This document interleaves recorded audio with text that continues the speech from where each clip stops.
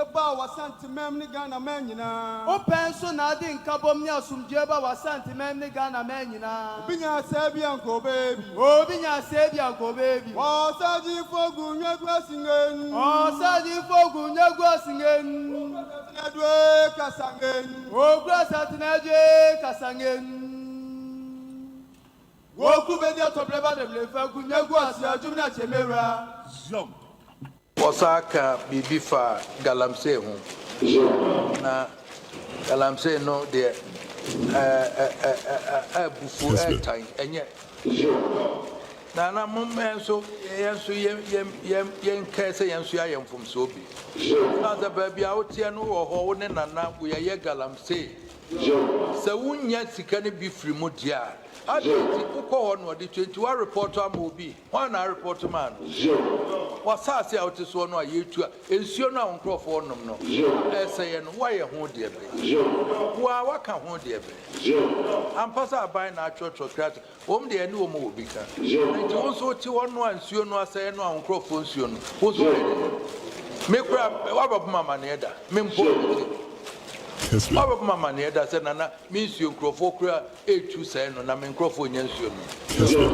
What free bompata abab mama ne what free doso abab mama ne da wo kura wa beka ho asem yes wo so a wo hwe ho no a me di kro na sho nsa ne azaza yes e kro no nti wo nso nhuni mom ye ka ban ye ne na ka de se nye wo munim wo fa soja fo ko ye ko ne nam ho na ye nwumran aban kasa enkrofo etu ho na ma sika no a de ye kwachi no a ye so otu galamsa ne ho fi na ogya ho no wono wo sika bi odi tu wo pa adwuma ye no obi afa nso me na gold no ko hwan ho ada no ye nchi no de oto grader no e de ye ne caterpillar na de ogina ho na wo ye gara kwala no jon wo sika odi koto ade o sika odi koto grader one na to grader no man ada no de ye nchi no ne kwa ne akotwa photo obi a ogina na tie bi afrafra no a lebra wo gi 200 and 300 yes ya chi galamse ochi awu ko search na de na wono your finance ye no aye to gold no wo ho no wono ye enden are no de enche enti ban sem say ya na che mama me pen na da bia munwa nipa en kontom fo sem ngwa na anti galamse uye 20 yenim krofo e che gold no e fa he na ekro gold no so ni Ghana ha ekọ ti wan na eji gold no boabo na o de kro no na de sika ko finance no no de o ya da ne enche no wo chi no a galamse no beja na fidie ni nyina wo na etwa na be yensu ho atoi na se akochi galamse akọ amansi o na nkola bi na tie bi gu ho yesi ya che se galamse wo sa chi nso ho gold bia o no na gold no fa hene ti galamsa asem no yensuo nyina ese nanano yensuo nyina ese Senidika inabeka miaro endo miaro ejumedia inabeye miaro endo miaro obredi inabebo miaro endo miaro semi besini fengo miaro semi miaro semi besini toyabo miaro semi besini toyabo miaro obredi besini toyabo miaro endo miaro semi besini fengo miaro semi miaro semi besini toyabo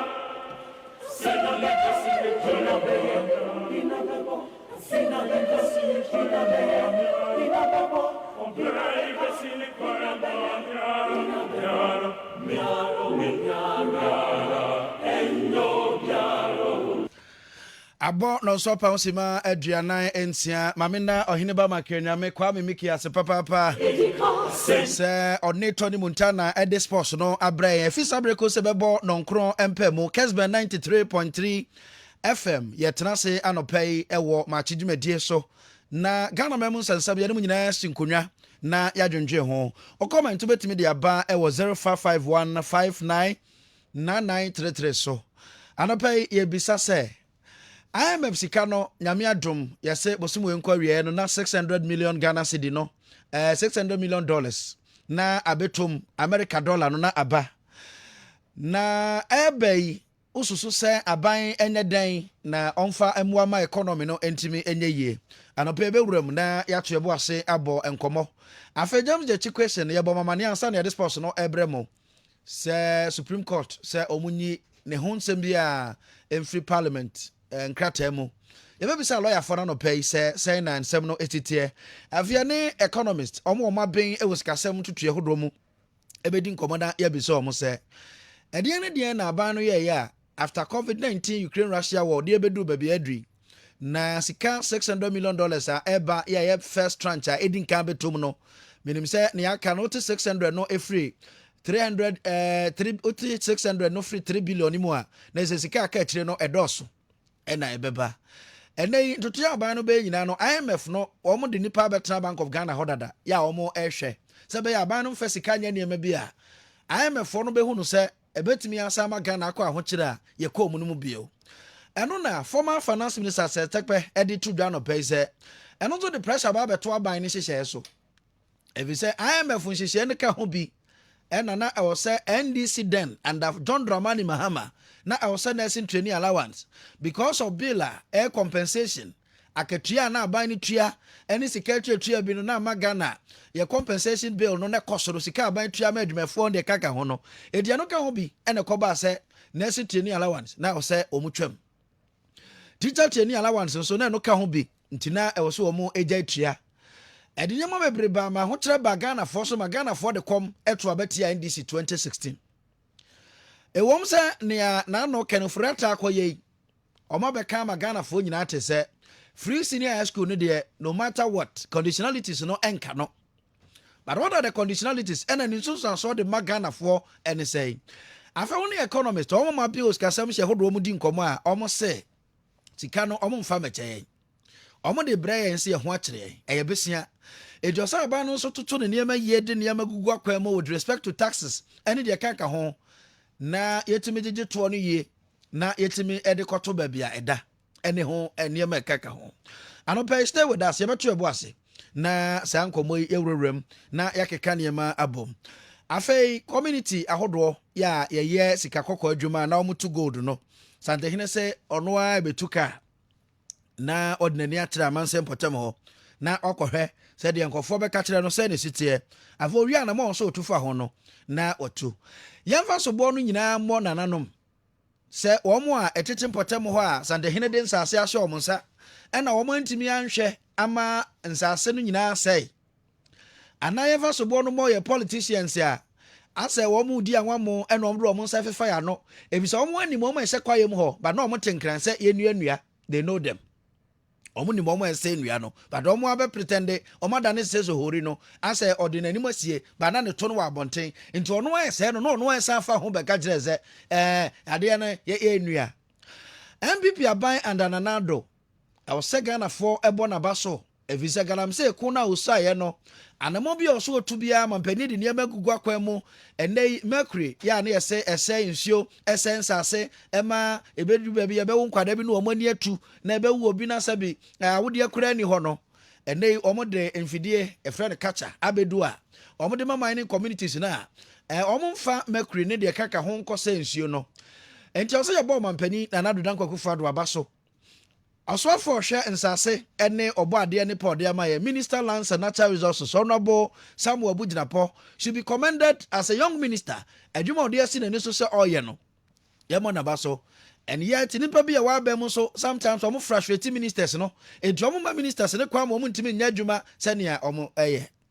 And I no na make say mo se Professor Kwabra Paul Boatimpo a Madam Roma oye professor mpo. Wanyini ne mfie ko animu. ɛna yɛde ne fa kwan wei so na ne wɔfa ase abugyinapo.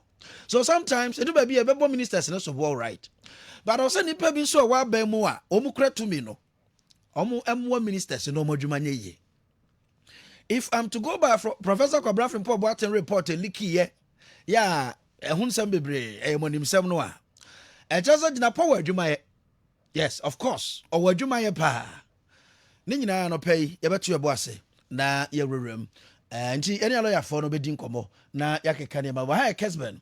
Ma mentie mu comment ɛwɔ issues a no pɛ yɛbɔbɔ soɔ no wobɛtumi de yɛaba 0551 599933. Some of your messages are mode aba no pay na yɛntoa so. Teacher consists you will say honorable. Good morning. If James Kwarteng is no longer having a seat in parliament, it means the NDC are now having 136 seats as against MPP's 137. There be MPP Honorable Philibaso Efrim and the MPP then so abe 136 plus 1. The MPP 137. The independent candidate. We thank God. Especially happy birthday to Honorable Mavis Nkansa Bodo, Efija Secretary East MP and Deputy Minister of Roads. Honorable Mavis Nkansa Bodo Nra na wawuda nti yema happy birthday. Teacher Constitution Ebi also we thank IMF for hearing our cries. With this loan, Ghana's economy is going to bounce back and the city is going to gain its strength. The MPP didn't say going for a loan was a crime, but the circumference was their problem during JDM's time. Greetings, Honorable Mavis Nkansa Bodo. Okay, Teacher Constitution or the bat 10 or bet Mavis 10. Anyway, Teacher Constitution, thank you very much.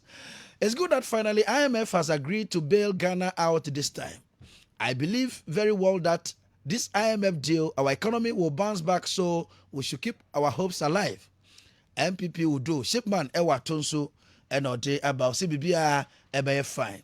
Oyibo Boateng ewo nebe he also the danger of ignorance. Equality of freedom and discrimination. Powerful message. Greetings to all your listeners. I love Kessben Media for a very good reason and I'm enjoying the show. Okay, so thank you very much. I'll come back to my messages. So now, Mamini Christian Techijan, financial consultant, Enkodin Komo Kakra, or your expert, a basic assembly. Na Yemisa no Semba ko me no be.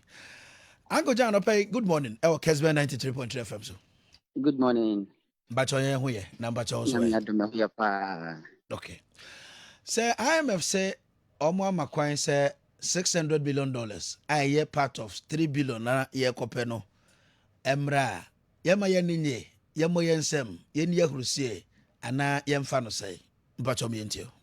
Yo, medasi bebre mecha tifunya nano pay. IMF deal ni de akwai no ho ahuhuru ene awo. In the first place, ye ntina ntoto ye niema yie na ye koho akwakwa pemmoa. Nti no eye awo. Kutu a ewom ni say normally kaman bi akwakwa pemmoa e free IMF aba. It takes a very long time. A point in case Zambia Okay. almost negotiation with IMF. It's been almost 2 years now. Okay. As at now, staff level agreements, they've not been able to reach it. I see. Na campus or board approval for disbursements.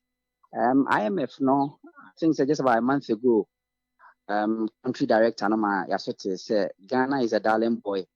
They become more or less a beacon for Africa in terms of democracy, in terms of economic management, and what have you. We share pre-disbursement conditions now with other nations. Tesanka, omuna drew level a drew na external debts, yenya restructuring we yanya dian commit me de ama omo. Okay. Ye no oma maya nye external debt no restructure. They rather made us take only an agreement letter. China and the biggest creditor to Ghana on the international front. Okay. Almost 20% of your external creditors. Okay. China and I contribute to that level. And the only letter of assurance and on me free China who said by next year na restructuring BI work on na ye no more etimi I no intense. Wow. And ama wire restructuring in every okay. Who said books no are balanced before say give you approval so with me disbursements. That is No, so I can say a who a same case for reasons dear senior more cannot Ghana just darling boy. na just aside kenoforiata no. It's possible say mpanimfoɔ tete bi a Ghana ha nso kɔwura mu bi ɛkɔ kan bi ma yɛn nti na yɛyɛ system no quite different from other countries a wɔn brɛ no. Not necessarily. What I rather see is Ghana as a sovereign nation, devoid of individuals, because Ghana is there to represent itself. Negotiation say finance minister been anymore, and anymore. It was for and on behalf of the Republic. And see, me can say senior also all canon. One can say ebia bawumienti ana say kenufuriata nti na omo say okase Ghana is their darling boy. Obi ka say obi darling boy that means say wasem na ope. Enti na yes amount. In every sphere of life, no, who say Ghana enjoys a lot of support. Even your Korean sports when there is major tournaments and major competitions neutral thing no naturally they are more or less affiliated to Ghana. Nti I'm funny say no so ade Nyankopon e de ache yen. Nti sky e ba di e huhuru ene awo. Remember back to my question so now what was so mama. So utie NDC supporters any omwa critics no so new wine in old bottle. And now say at the chronoa be cronsa said the to be kind of say omo no omo ho ya COVID-19 sikaba ya omo mes manage no yin. They are the same people there. Finance minister on one that's what to omo nkofo ka ho on one that's what to enti omo de be kura no ye nhye de ho nsesan bia. Uti MPP for so much so there be de papa eba beboa my economy na nneema mu aiden no aba na timi atoto de nneema ye nti MPP supporters are happy say sika ye eba fi say be ma ban ne kwan ama watumi aye ne nneema ye. Utie economic experts zemu amu nim de nso omo so it will come with conditionalities nti eno so betimi di nso so bebre abro man yan kan me ansam mom na mentio yo absolutely political divide ni nyina obia e wo case. Because so far as you are the ones who are imposing over the economy, now you have to go for a bailout, you know. The onus lies on you. It rests on your doorstep. And that blame maybe say certain government, you know, it may edge a man home. There are also antecedents. Near my ACC, so a call. I mean, we've gone past that stage. What has happened to the world economy? The biggest of banks, Oshe, World Bank, and Switzerland for Omo issue, Omo National Bank has been affected. So many other banks, financial institutions have also been affected. Ghana, we spent close to 4 billion in the banking sector cleanup that we did. And it had a toll on our budget deficits because provisions hadn't been made adequately in the budget. What COVID and also government spending and also a course. So they were all not anticipated. Until the end of the day, budget, there is always a budget deficit. I no sign creative fiscal deficit at the Mayan. NASA, especially these two scenarios and two situations we we're saying no. I buy no now so dear. Now so blame no. I mean it's a natural disaster. It happened. Now be anticipated say a bit in Abba. And a spending also was not made provision for. Until definitely be true budgets no off board. And money may be easy to some into spending being so cost so I know over budget and I said near man I anticipate to say ever bar massa spending also if free that situation now a buy until obi our case kakra. Now so the most important thing is that we've gotten a deal scanner but not just the fiscal deficits no and a bit my bridge. But for me the most important thing and instructive in the whole transaction no a policy credibility at the Ghana. Okay. You say and so you do that situation where credit rating agencies downgraded us. And the capital market was more or less shut to us. We will be in negotiation. Will be aware when I say you're better more kakrano. and also we're taking a entrenched position because our risk rating was low. Into on any favorable terms and conditions, their interest rate definitely about low. But IMF, what the IMF program so it gives you policy credibility. Into be no a negotiation. There is a bit of comfort, and I would say risk and also no it's been insulated because whatever happened, we drew such situation. There is an external body, i.e. IMF now, no, a woman says yeah or no, ama omo atotoniema. So for me, the most instructive thing in the whole transaction is the policy credibility that is going to give us. Many will but yes, businessmen already know abanya burden one with taxes.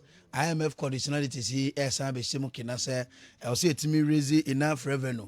Now it me to your name. So as already know businessmen on my burden no there's going to be problems for them. And so what can I say? I over the period and I wish to compare Ghana baseline how much we're able to generate in terms of revenue just opposed to our GDP in the sub-region, no, Ghana yet from other countries are paying more taxes. Ghana hano nipa kakra bi a tax net and our tax bracket no mo no. Mostly na because our buying a hold of us no. Any introduction of new tax beer by me at the mayan, but it's important say you have broaden tax net no. Me sure say yasiseni maybe no say Ghana card buy tax identification numbering system I buy who could be account you need it. I think we are building a solid foundation. Okay. Say ebedum maybe na yeah some of these collections are dia ebeboa. New taxes bia yen sheda emaye. Old ones na yemfa say amendments abroading tax net non-so kakra. It's important say we all contribute our quota to the development of Ghana. Definitely, 10 years. I don't remember the last time Ghana drew a budget. There wasn't any budget deficit there. 10 years expenditure no. It also seeing your revenue no, and so it results in the situation say you call external borrow at the support budget no. Okay. Must we continue to always go external to borrow? Isn't it high time say a buy on so be try say the budget to be or draw no income will be to my generating and no na you be to me a use. Okay. It's an interesting conversation. As I buy any day, the shoes are buying so draw budget. And I said, "You say me krum kransa pine way on ya." Me just say my people will be happy. Okay. Yes, just say I want to work say a bank.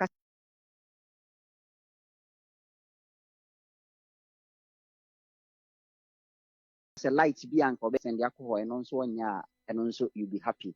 And the development here, as I my revenue, which my generating everything now say, everything I solve all of these situations are and it's all mobilized through taxes. Okay. We need to have that conversation and then we agree on something before we move on. It's either we want development, which we should be ready to pay for it, or any budget near and family krum kwan and kampwa, a mammy be a bobo and as mammy be a walk home. So it's an interesting conversation, but we feel say once the foundations are being set, we'll be able to get there. Okay.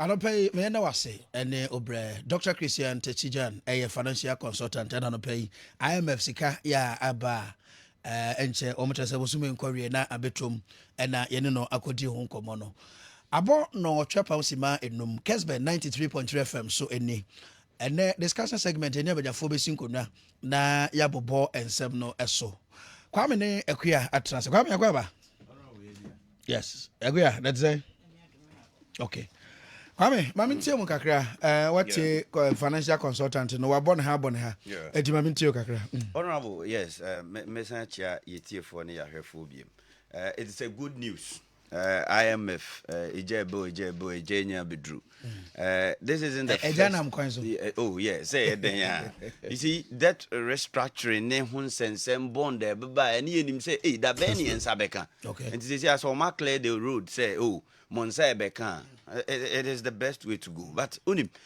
since 1983 na Ghana yakwa IMF sao okay yakwa IMF sa 83 PNDC time near the day yakwa for time Mills Mahama time Mahama cry be free to 2015 yakwa IMF Okay. $1 billion. As a Kobe and if you was a bit I was here. The question I'm asking is that bang. Is it because you call me the Bema into the BI say I didn't say a bequana? So MPP are buying we can say, oh, young IMF into the need to be your friend, your friend is a levy. A drew baby a feel, you know, I feel dear, never see a IMF. MPP can you or say, oh, ye bet ye be ye one free IMF from and be ye one from that time, former President John Dramani Mahama 2015. Ye who free money and that levy so and 1 year and that year call IMF. Unim near me de crown say IMF managing director friend Kristalina Georgieva in a short video I'm sharing on Twitter. I say we are proud to be partners with Ghana addressing the difficult economic and financial conditions the country is facing. The bia to send ye offer Jan or Kayano. Osha IMF nankasa no ye corner so mama ye mrane ne niema na ye di so kama ti omo fe darling Ghana de ye omo darling boy you say darling girl ama ye mutimu brem ho ase exactly ama ye trim but ya na ye refi say this IMF comes with so many conditionalities. It comes with so many conditionalities. Sesi a memete hey IMF before say ebe kono now I was say restructuring be okay in our debts. Okay. And to him, you increase taxes. Some of the conditionalities. I don't know amendment no. Exactly. Okay. You impose losses on domestic investors. Ache say oh say even cry IMF okwa edru baby eba employment cry na omo de embargo to so untumi mfa nkrofo adwuma. Okay. These are some of the economic challenges yen as Ghanaians yebekum abane de wenye sika no. What do we then expect of the government? MPP abanye sisikanya betuma. This is what I'm expecting of you. There should be fiscal discipline, honorable. There should be something, a friend, fiscal discipline. There should be cut in our expenditure. The spending, no. I was say ye ni etiti ye ni emabiso. Because ye di etienya kwose IMF mu no. IMF ediscan ba conditions be added da ho. One hwe ya ye ntime mufo no na ye ho be kire ye because already no increment in taxes, exposing of your friend say imposing of losses on investors near there should be fiscal discipline. The spending of the government should be minimized. I was say you drew level be a say oh sisi ade ye tete ne ma so amasika ye dey aba system nim. Reduction in the prices of fuel. I was say yeah, Juma, because one of the economic determinant of your living, the way you call ye benyina, say bia ye beto eduane, ye be day when there is an increment in the prices of fuel, fangoa, e kanyen e wo baby in all aspects of our lives. Okay. Nti ade ba ko a e ho nso mo mfa omoni e nkire ho e ma yen eno no. Number 2. I remember what was number 2. But my call ne lawyer Dominic Brenya, why private legal practitioner. Okay. Encoding komo kakre bimra. Na me misa lawyer so say James Jechi question akoba say no. I say ojani nyina ma the conscience of the judges. The response of their bad until no eno no anything. Lawyer, anopai I thank you. Good morning. Good morning. Kessben 93.3 FM, Facebook and so Kessben FM. Anopai ye da say ye ball prum wadye so.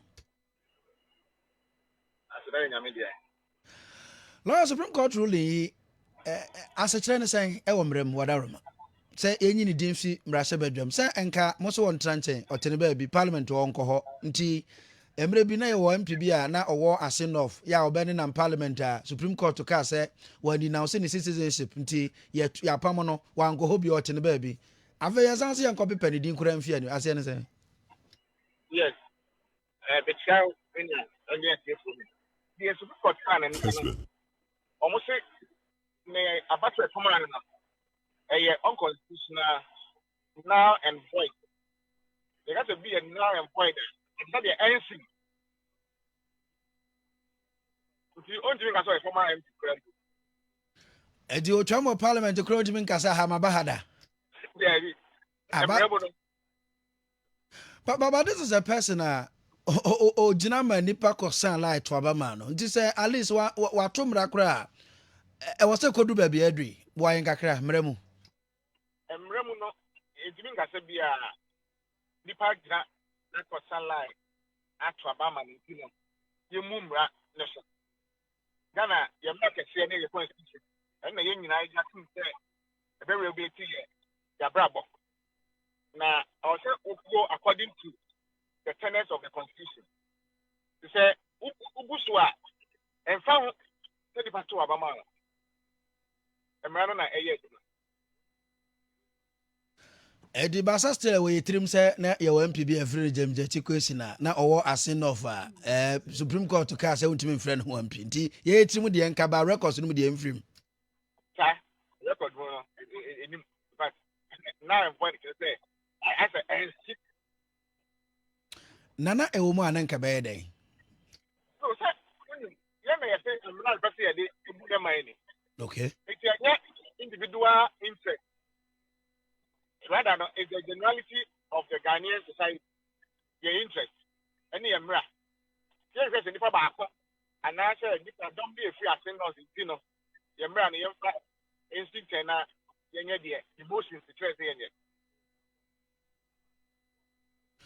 Na wadaroma yawie ayese ya pepa ne din nya free mu wia eno ano no eto atwa ana bibi foforo bi wo ho a ya besa akoso James Jechi kwesi mu se okay question wo ye say nti ye do say fa kwan we so so we asem enya asem foforo ebi esi hada wo kai adam sakande okay boko MPB yeah omo de ne to ma ye in the free parliament by election mahama ayariga san ba parliament on the kutu okay some kind smaller state here yeah enti obi e na yi no ensi wa the sample skipping saint ni say who fill form na who didn't say who swear out say asoma waka nyina and kwetro do nso bi enim say ko ba say trade at the time when only to represent the facts are that's what boom raso and then the criminal system no also more prosecuting but and not the panel in the office you see we are frequent I think the concentration will be on the criminal prosecution. Basa state no betime decide say okay parliament where you were free nti yenye interested in prosecution no ana sila no mra no share certain na so ye de kotu that would be the decision of the attorney general but say nobody decide say opa on yet just finally no principal Kessben. to discontinue the prosecution then decision executive through the attorney general ebetia actually. it is say James Jechi question bedem ana on them no ne sebre ekura the attorney general but no yes it's probably necessary in the subject but court in the intimidate the patrol yeah the better I say we no in we can what did them okay na mpacha so say yes ni citizenship na ebra na all file na on denounce so yenti na ama ya bedu ba bia yedre say officially or the criteria say or denounce so aba betre but mrade ediwa na ediunti awie azumi say 2024 electoral commission say be nomination na James Jechi question betimi asa akofa form bi o say the first no de na menya denounce by say the officially my bibia kama etimi be pre MP obetimi pa o ho kan say understand this. In fact, even say yeah by election, that's how we understand this. I desire to by election war as in of forces here. James Jechi question be say contest. I will not contest. No, Think I can say, in spite of the fact that you're prosecuting an accused person is presumed innocent until proven guilty. It is young, we are supposed to say. You're prosecuting as a disqualification and come home. Wow. Aloya baby a country we yesika semunye mrade yesise to home nipa. Na ehun hia se ebekwa akwa baby akwa akodri na o tese yesa akwa by election wo ho na yesa akwa akoboka because say o ho kwan se ekotokra ne na o sa be contest bi dia. Ene ada na mremu no wo manya hu bibi na ye hu de na nkebe ye. Inia mra no ho. Ye wo balance na. Ye ka se democracy. Everybody na. Ene ye nko dictatorship. So Okay. but amaburo ye ntwa ba. So that's it. Yeah. Enti yetumi ehwe yesika sam ho nkwane ka se ye kanti no ye nya ma bi a ye to ye mra no ase. Okay. Sa obi so ka so e kom di sam ko wi ade was kom de be so Okay. so man dey I think say you say man here regardless of the situation. Okay. Lawyers, our conversation ye and ama former President John Dramani Mahama say nyame na adom na 2025 obedane mampania.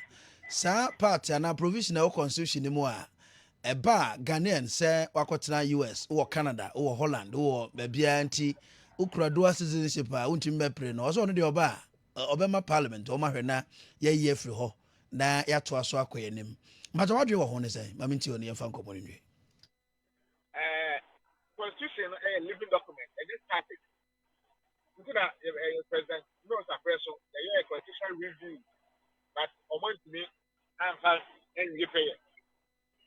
Now you are a branch of constitution and 30 years and over. So the double brand idea who said the do and what Okay. actually somewhere this is the first one. And I must have done the rest of the 2 months. Now, end this time. And empty time also, the every parliament. Okay. By the state constitution. The affairs in Angola, maybe say, or just son of them, why not? Okay. Lawyer Anope Yadasepa, Lawyer Dominic Brenya, a private legal practitioner. And yɛne din komo kakra ɛfa James Jechi question and sensem ne ho no no pelo ya educate here pa abɔ no ɔtwa pa usima edunkro kwame no wano besi tiawa na makwakua so tiawa na matwade ama me na yɛne abadwafo asinkonwa no pai na yɛtwebo ase apapa nsɛm ne mu abɔtumi do comment aba 0551 599933 kwame mamenti one for no nti honorable na ma no guso no unse before say be call IMF conditionality say buy na nhyehyɛ wɔ sɛ na Ghana ɛyɛ a na nkrɔfoɔ kora isu individual bond holders ɛne your friends pensioners yi bond holders akyɛ sɛ no mu nyinaa isu sɛ memfa nsa nka yɛ sika nem but ne nyinaa no so na yɛ nhyehyɛ sɛ finance minister no ɛdi so na yɛ qualify for this particular amount from the IMF which is $3 billion. Why is saa nhyehyɛ wei nyinaa wi ɛyɛ dɛn a wɔmiamia nkrɔfoɔ bi yet Ghana hey cry a name crowfood to say ya and it is true. The true baby when the cash is not flowing, when the economic crises are going high, it's now COVID-19 post-COVID your friend say era and after so Ukraine Russia want the way you know ebeba. Okay. But honorable yeah the way you know ebeba you say one of the things former President John Dramani Mahama in 2015 call IMF overspending and collapse in the value of the city. And then you see in the past 6 months, you say regain. You say we are seeing one of the best currency performing against the dollar. And the honorable says, "Sikane badia." And ye, baby, anama no wana misa can say. There should be fiscal discipline among the government. Okay. Na yensu baby abema ye ho ahehan ni sika ne ba omfa nye mpuntudwuma beboa ye. Na homegrown policies no so yemfa ya adwen kɔ ho. Na ema yensu nyina ye ho ahehan. Abo we no afel PM na kwa ba menti onso kakra tiawa na yento ade na afie ne abedafo no to aso yes. What the kind any financial aspect be akasa. ama ade no wa kyerɛkyerɛ mu akyerɛ yɛn IMF yɛ omusike yɛ abai de eba abayɛ e de aboa yɛn tie de ketewa bi ne yɛ de beso so one said 2021 ena Ghana's foreign exchange ye reserve no a drop by 50%.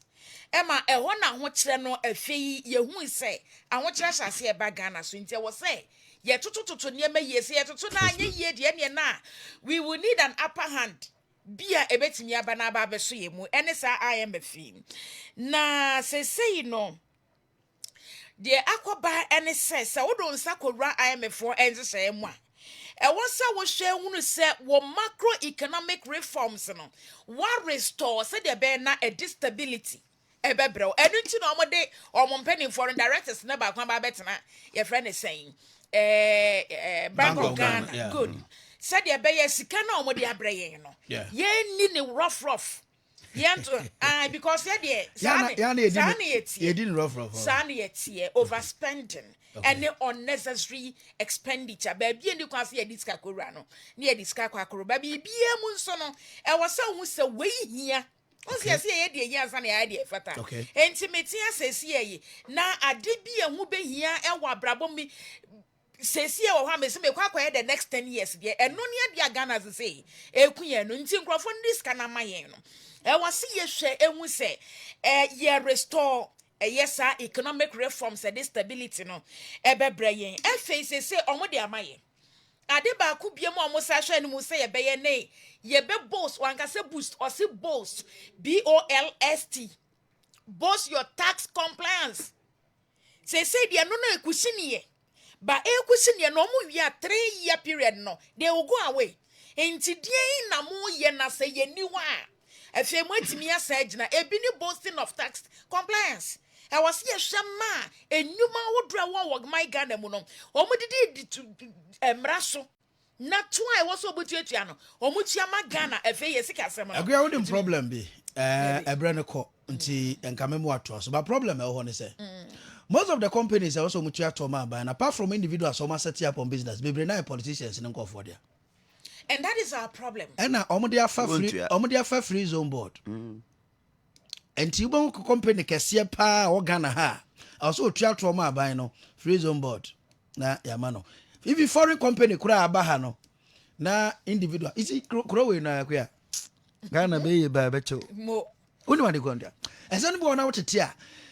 Ghana ni betimi ni broni na kwahye ho se tax we nka otua ma ban abetua $10,000. Ba de man 5 na mfa ha. Ha de untua. Na fa de aka. Na ono no de gu na council no aye. Now the same person now as I prepare speech, I know we are going to expand the tax net. Say now no former President Mahama can say can the Ghana for petty no catch them. Ain't ye no catch the you and yato yasuma ya yo and no more yen. Good FA or say improving fiscal transparency. I was say ye sika some ye memuda. Okay. Na to say ye walk can kululu when him say ye go do ya yet way.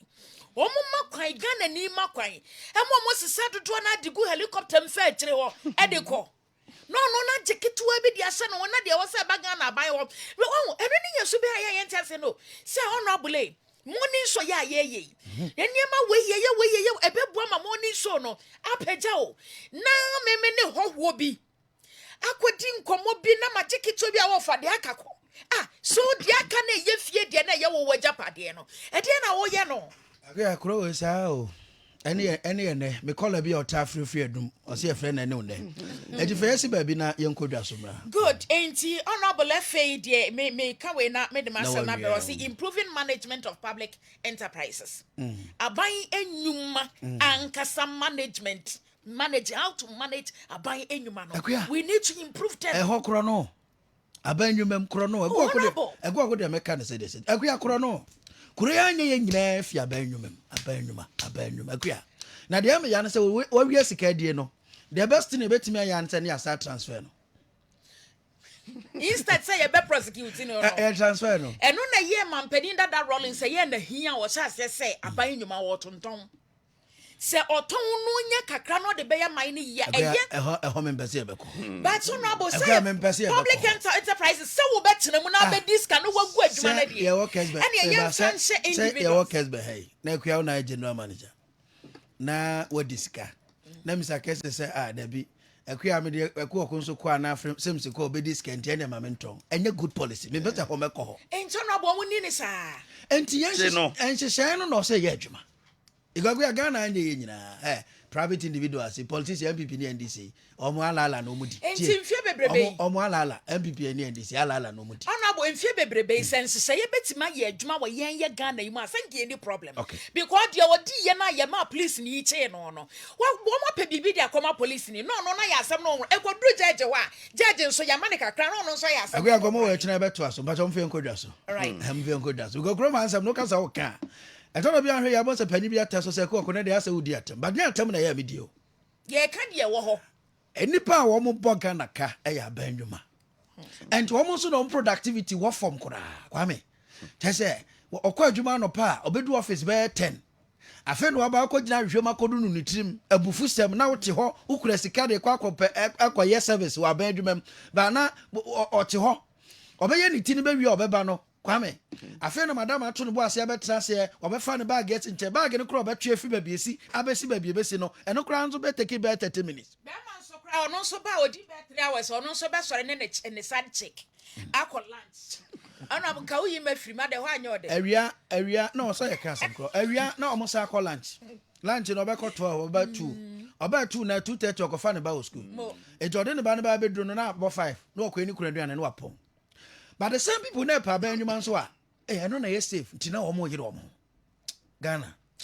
It's honorable say so almost say increase your domestic resource mobilization. Ebe to ano so. But momo yanko dwa so. Na ye ne abeda fo nto so. Thank you very much. Yanko dwa so bra. O kan pi so ese mo bo mo chi dodo.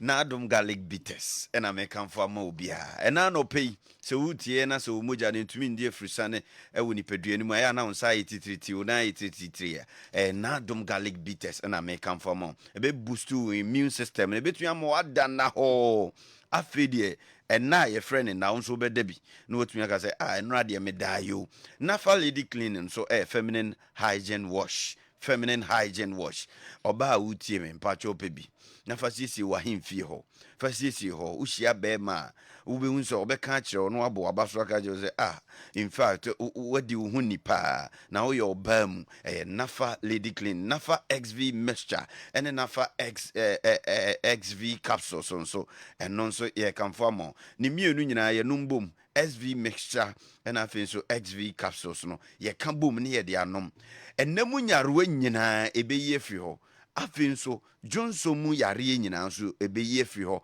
ama wo ho ato okọ heba shop bia so open na adom garlic bitters nafa lady clean nafa xv mixture and afin so nafa xv capsules ubetumi so afre 0240 981 592 0240 981 592 and 0500 434 497. Kill it. Ebusua na omode insecticides ebaye no se omode de kwalaba kwa no empuwisie ehwam nso na bekum tuntum ni nyina nso abotimi ada na ho yesi baby biara yeton provisions no ne ade kwa wo so pekilet insecticides quell anase eye ne spray ni bi na fako spray emwa enkasei eniomum ne bonso eda fom na abenya bi nso ewo Evergreen Company Limited ewo Bendata Towers Kumase edum fe om number A0240165269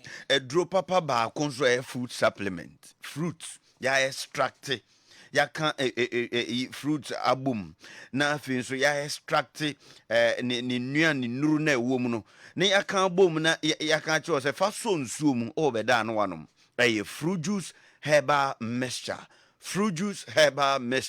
mpacho na no pay eduro wi o de ekope bi diabetes and how o kidney na liver problem afin so heart diseases stroke be and how eye problem be and our blood pressure there na how unipadua no kope fruit juice herbal mixture me say a food supplementer ɛwɔ vitamins ɛne your friend say amino acid any all the nutrients nyinaa ɛwɔ wom ɛnɛ yawo ɛnɛ yawo yi mpacho fo ani kyerɛ ɛyɛ Jubilee Park Fox FM ho wonya duru ho pɛ also pe fruit juice herbal mixture ne bi na afei nso adwoada benada ukuada ani fiada odu ani kyerɛ La Vicus Hotel a ɛwɔ Santase runabout nso a fruit juice no wobɛnya bi wode ansa wode bɛso nsuom obɛda na wanom wode wobɛhu ɛbɛyɛ wo ho adwuma ma afei nso Maxima Sandy Bay Pharmacy Asafo Labor nso Saps Pharmacy Manjia Scap Pharmacy Konongo nso Stelex Pharmacy Nkoko nso na Dog Pharmacy ɛhɔ nso wobɛnya bi ɛwɔ hɔ Takra de nyina Cape Coast mede number no ɛbɛto dwa aboasefo momfrɛ na yɛnkyerɛ mo baabi a mbɛnya fruit juice ne bi ato because fruit juice no sani esi bɔ adwuma na ɛnyɛ baabi a na akɔ a wobɛnya bi ato wobɛtumi afrɛ 0244 514 507 0244 514 507 and 0208 066719. Dear or person a read dear a year kama nefe immune system benya hoden wanum beda wa nefe so did ye betimi yam kam obi ono ma what did ye we no pa be don hwere enum bonko jane nai ni nyina sagum obefe na ni nyina sagum ubehia BB Nutricals apple cider vinegar capsules eye topa ye wonom na siesie besiesie firi oyam na pia bonten amafi won se skin no aye kama Kesta Farm Limited ewo eye bantama Unity House Kwantempono so ye bantama Kwantempono so ho and abehunu Kesta Farm ho na benya BB Nutricals apple cider vinegar capsules Misroya se number yin so ofra bisa ho asem no mo nkyere kwan 0542 815801 0542 815801 China Natural Clinic Ultra Modern Clinic ya bibie no Kumase enenkran China Natural Clinic we a natural clinic out by den hahama any natural product and a desaw yare me pacho blood pressure uobi odi na ya na ekosoro kidney disorders diabetes esichire yare stroke yare bia etumi sei ni pedua no fo ni chere China Natural Clinic na ho na jese ultramodern clinic a niema egu ho machines egu ha ye de esa yare no unya no baby a China Natural Clinic say the acupuncture way e de massage o palm ene o foot no ama je say wo nsa na ya na yetitriti no ni nyina afri ho sciatica ene ha wo low sperm count a China Natural Clinic mpacho fo ni kire e santa so ten kwanta honorable se che mensa bonsu ni fie bi e wo ho nya duru ha bisa unya hu efie ne pe obehu China Natural Clinic afi nso Mandela House nso atasman so ne ene ne di nhwanim nti unya duru atasman so aso pe Mandela House yenya akire pe obehu China Natural Clinic enkran so pokuase ACP kwabenya kwantempon so total fuel station bi ewo ho na chi na obehu China Natural Clinic obetu afre 0244 435 763 0244 435 763 Nipa bebrenya omobeye insurance ato omeja pade so omomasuku omankasa brabo eni bibia wamo yonso onim sasam to no akwa insurance companies no wa omomfi no enti ya na amanfo abemabu enu nti na Seda Insurance Brokerage Limited omoba yese se opese wo ye insurance bia ye di ka bra omo ho be ka asam ne kire omo no mo nkire se ne yemfa wo nkwa ha enti se omo de wo kọ na se wo ka na benya accident efie ne jabetom wadwuma wusika na behye na wo kọ na fe claims ne yamfa ma wa Seda Insurance Brokerage omo na be di animu na omo akwadan sa aka no edi amaba ne sanity responsibility no abedo omo so enye wo na omo hyase no afinie we nti omo hye ho fa de nsi awodo bebre agufam ye no nti omo ye draw e wo ho na wo policy number no eya text ko short code star 711 star 51 hash star 711 star 51 hash ananso ubetimi abakumase adum Aseda House first floor oba also pe insurance Aseda Insurance Brokers for no senkran so ena wo kwa wo yadru eye Vodafone for ho e wo sekala abrosan hwehwe mienu fefefe bi e wo wonsa nifa so e ho nso eye fourth floor Eho and abehunu aseda insurance brokers no mesroshe number yi so 0200 080969 0200 080969 eni omonkodi kasubom na beboa me pa cho onuma asem nyina se problem e wo onuma a dental clinic a mekamfo ama Gingimed dental clinic ebia wo sen eni ahoɔden enu ntie nam kra untumi nwibi. In fact, o gams no ya na wo ya. Enti de bia wo problem e wo num. Ya na hono, ya na bibi abesi ho e wo num. Wo nka e wo num a Gingimed dental clinic. Kon yenyi emfiri homa. Opese o hye braces bi. O se no aye multicolored. Niema bi abehye wo se na se yeyi ni nyina afiri ho. Ye frɛ bi teeth whitening. Ye wie nso a ya ma wo teeth no anase wo se no aye white.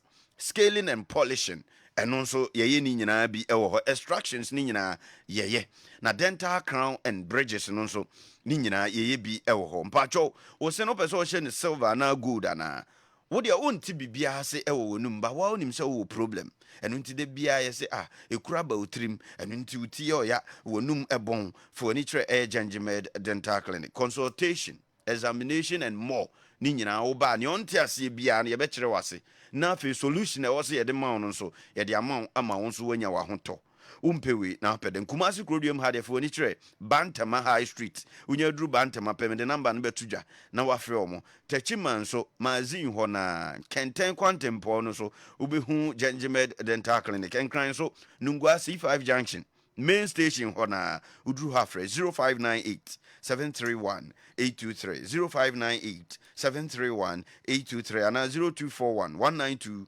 314. Tabia no awodro nan ye bi tabia capsule ye heba mixture no watiri die ni efie yare ni nyina ebetu ase tabia zanike na munyare awodro tabia heba capsules eye sisi yade ni ayemtim na feta kun eye empaso edie ni nyina babia ye to nro wo kwa wo kan wasama wo de wo se tabia nro ni na wo pe nanso me yare ni ye be kire osa ni agiwe na konom nanso fresa number 0243 686861 0243686861. Mbacho so what doctor na your friend Dr. Time da so no. Ono wo se enye eduru bia. Omfe eduru bia ma abonten se koto. Nanso fo wani kire na so eye ho. Medima fo herbal clinic. Ose wo de ebra no nhye wo mbre. Ono nto nchia na wotwe mienu ana wotwe mienu. Bosome baako abosome baako. Bosome miensa wo hwe wo yare na eye wo no.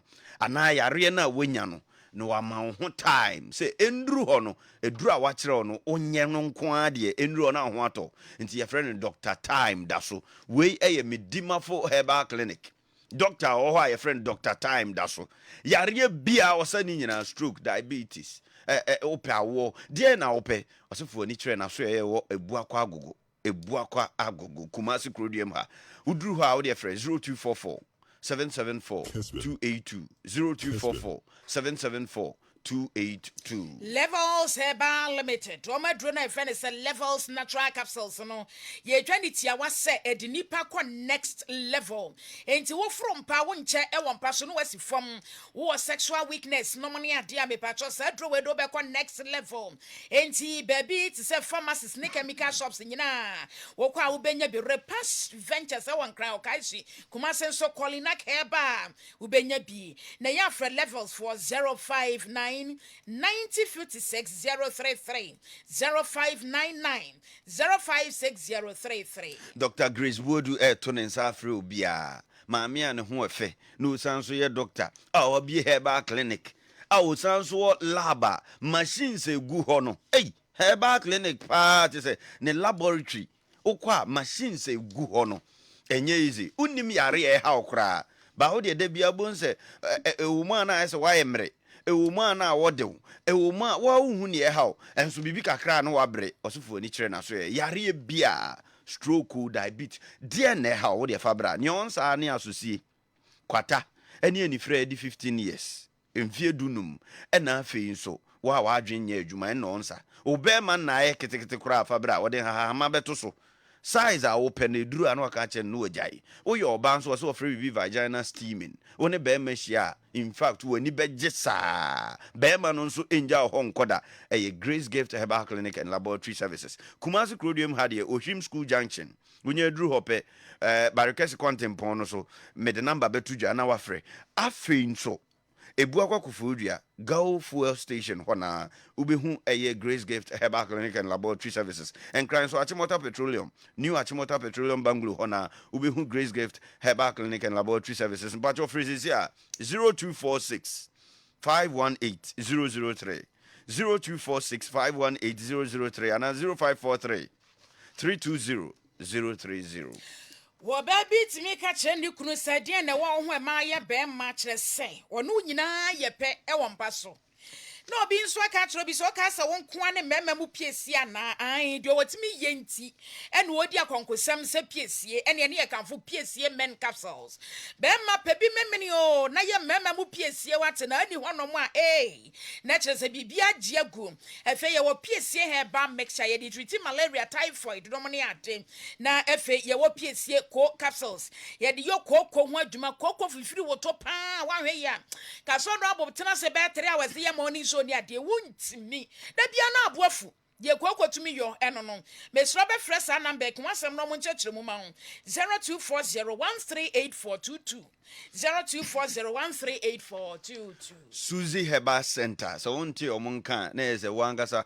unhwe TV unti radio but so uti radio uhwe TV uti Kessben padia what to say ye kan Suzy Herbal Center omunduru mienu ihu asem saa unya nkoto de ye nintente mene ma onan ye ntintia na koto de CB men capsules uye bema ojonso ana emu apa mienu uye bema jonso no kra kan wa okogina ho a wochema emada e chance na aba afi so uye bema ojonso abunso bema mu hyehyew uhia CB men capsules oba nso wahimfie ho ehia pa eya na eho kekao eya na nsuo bi egugu woni be ma hia obunse instead so obete de no na wote ya wo nko a ubu nsa nso ensisi so yi uhia CB women capsules ena no penro mienu ena me kan fama koto de na nso di adanse koto de na nso ho nto wate fre 0247 111671 0247 111671 and 0246 578 750 0246 578 750 any herbal shop be abekubia also pe CB men capsules CB women capsules honorable Ejeni Madeyo kwamenti emanso a mo pe blender papa na omode ayeduane ewofie na enkofo abedi abekamfo abo omonsa no aka se wow we de watono bo ase a blend mokoniye wa blend jeneniye wa blend nyadoa ene de kaka hono ye no aye silver plus blender ena mekamfo adiama say open quality blender papa ya commercial use watt no 5000 watts ya ebeboa ama ye ma memu amoye nnuane ojade ankrankra companies amoye nnuane ne ade nyina ebeboa ma bibia kamade a ukojompe a eno ano silver plus blender eno na mekamfo diama upedo to a brakumase adum mekom enhwanimu ho odi odu mekom hwanimu ho no a odu mekom na meka hwanimu ho bo say store kama bi ya hyehye nchense ne efie niam a edisiesie kitchen ni bibia bi wo ho ko na kojo de silver plus blender no papa afei abadafo atena se nti ya discussion no hyehye so badaro pay Prophet Samuel Nana Amwaten oyesofo Blessed Hand of God Ministry ewon cry Prophet Samuel Nana Amwaten Blessed Hand of God Ministry ewon cry nana hima minu abana na hima oso wo hwe no pay oso na wa woda edi papa ye ma happy birthday nyamishaw na onto nkwanem na fi adomu ekwa adomu studio adopay for discussion no Moro Yakubu Dudona friend is Moro. He's a key member in DC communication team. Lawyer Kwabena Boaten MPP second vice chairman ewo adreso sa empenifoi enanopay yedo mo esinkona. Lawyer Akwaba Eja o mini apeni na bacho ho yede me ho ye pa ihu na me ma Emoro nso Akwaba senior ejo so bibi ai kama de na me ede enko ache da so tia cd adumara okay la ya za adreso boko de ejo so boko omo se memfa omo nchi ama pa anopay okay Joseph Watch. Yeah, Jom Super. Ofu ye me fe pa o. Ani o. Me tashi ba de ya pum pregu so say dem say yes na de bre o. Ai. Say ba omi na de bre o. Is ka so na muno na wansi na di echi. Me da se so hu say Alhaji Dr. Ba omi ani tirim wa asem pa. Say Alanche ma chene ka so bi di etu obi ani echi. So me da se so hu say ba omi ani tirim wa asem pa so be che me ni ko mi asa na ma we. Ba omi ani ala ni Kennedy da po asem no. Date ni bebe ya betu ebo ase akeke. Yes. Na so na meet bi koso between Baumia and the concerned secretaries any executives no.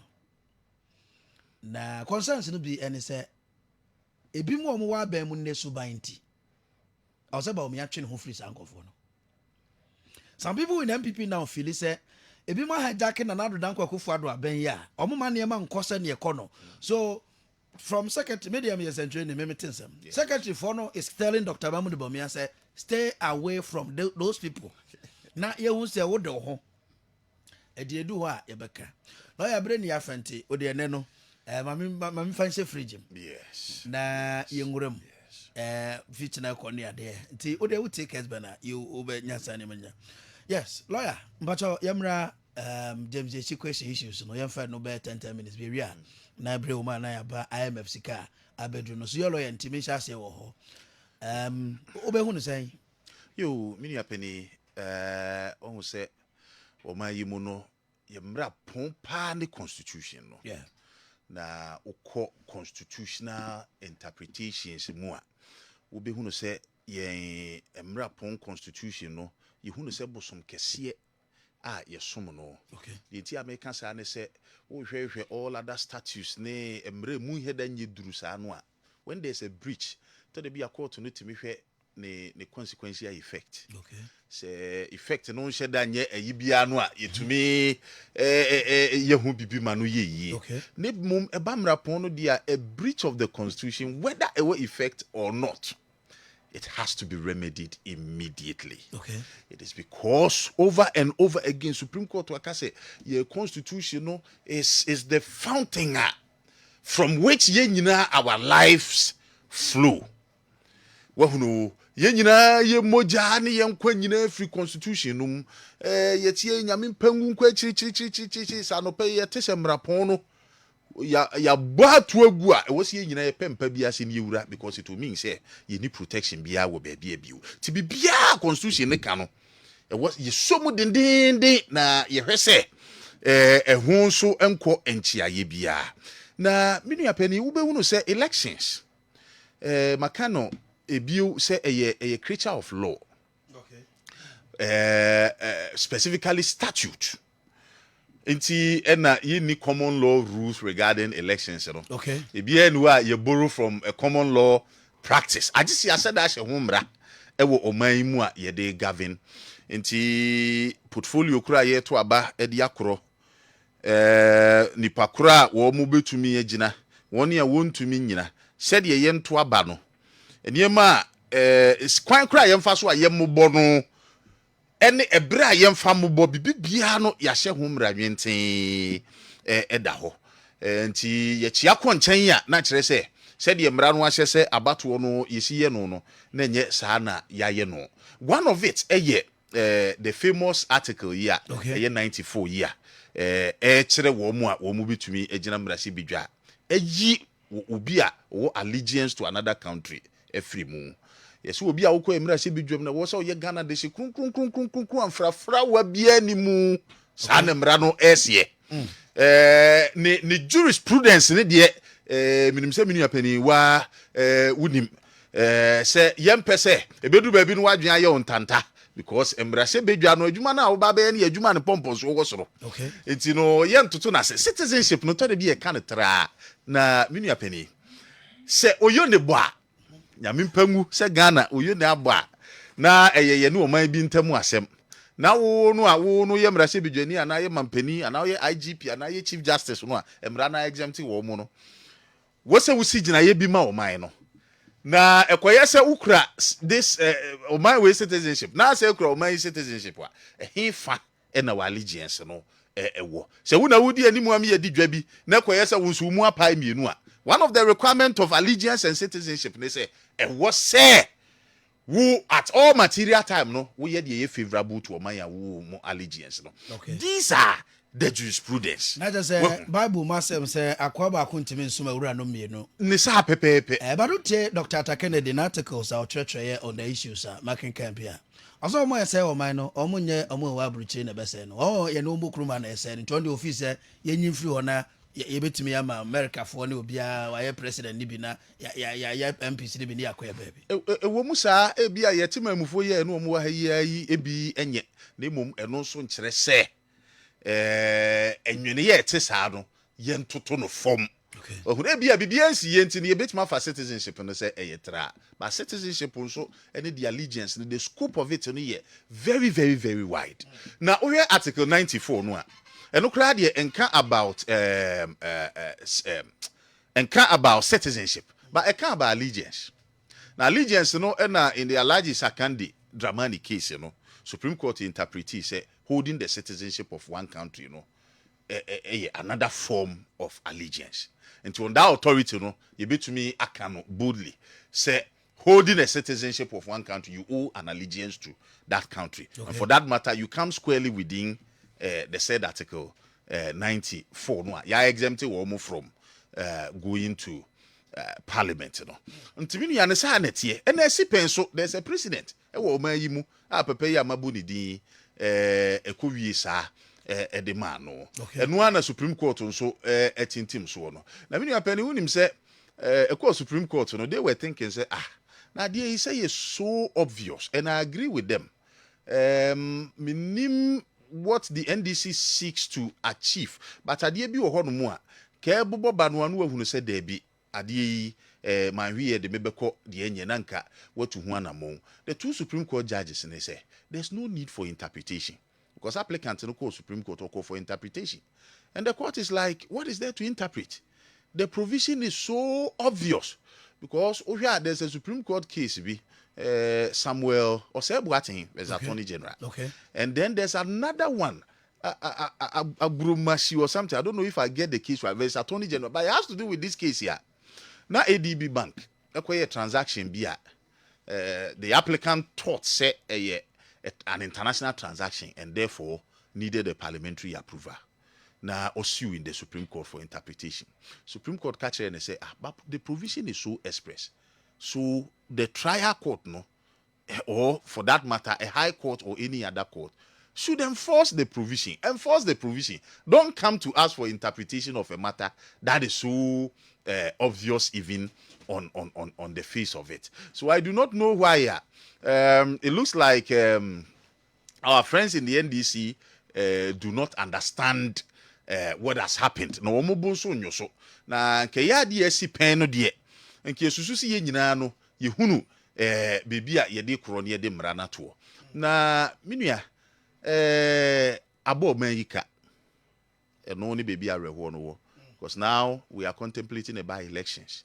I didn't know be failure to disclose material facts.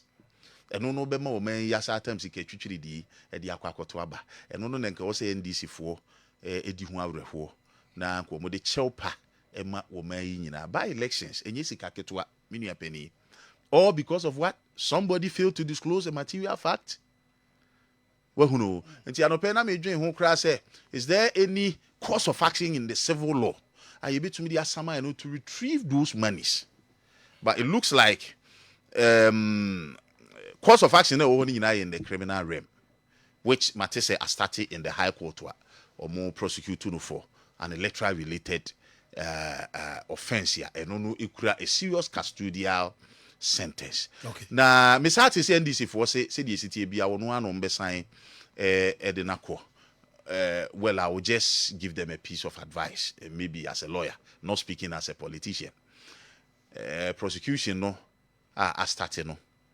There's precedent, and because Supreme Court also ruling this way, I affirm the High Court's decision. No, the evidential bed did not tilt so much. Say Sakande, yes, proving and even we no Sakande no your authority. I binding. Okay, court no be apply. And again, we no high court. I am a Supreme Court. I'm almost a fame. And see, somehow the burden of persuasion no yet so much against the accused person in the criminal rape. It will not be difficult for prosecution to prove. We know. Now, so when you prove the obvious, a custodial sentence. Okay. It's papa no an baby ojina no hotro. E do be 284 for say. Metu omofo. Minim say BBC sa wan hwe ya. Wo de abufuo ene dwene pomponso bi person kire say okay, musisi ya yebeye say am say papa no an ye de ne ko. But then say ko mbesumu akwa akiri kakra. Na wo mu ahome so. Wo mahunu say asem no aba. Ye ne den ya wo behunu say to be in their best interest. Okay. For the hono minim papa no na electoral strength. Well, where we ni pen no kwa de e bia no e strong. That is not to say bi omunyo obi fofra or no so equally e bia we strong. But what I'm saying is say bia penini gina no hotro and they shouldn't risk it. Okay. Lawyer Kwabena Boateng MPP second vice chairman ewo adwoso na motene kano. Sir Moro NDC key member.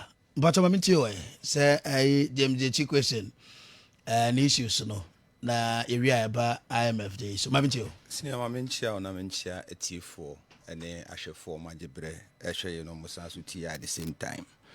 We are na machia lawyer. Nso waye ni nchiremu na bia.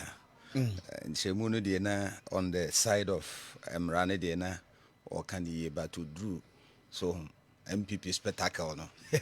There's a Bogumbe. But just say but me fan to just say omo e Facebook no but oko anu wa share my Facebook no Kessben FM. Kessben FM on Facebook Kessben FM but oko wa obehwe dwumade bi live ho no wa share my but you nto so. Eti e ho no de eja ye de beche no because as usual one can say omo e wa bonten no hwa course abeba no bi hu. Adam mamenchia lawyer Emilia Nkuma, one a parliamentary candidate, Upper Dintra East. Okay.